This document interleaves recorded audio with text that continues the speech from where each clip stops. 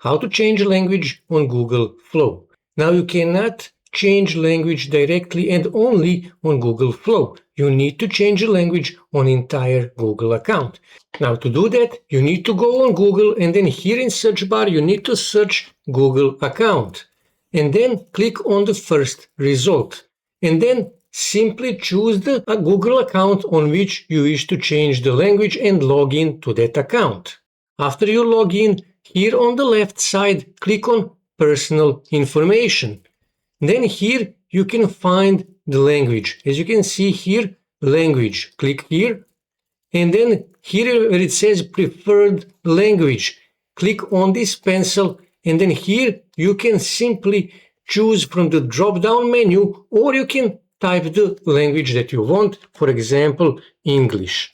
And here you can see English. When I click on it, it will give me option to choose exactly what version of English do I want. I want United States.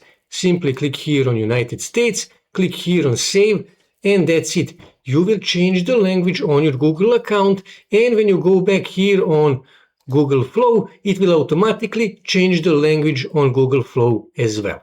So this is how you change language on Google Flow.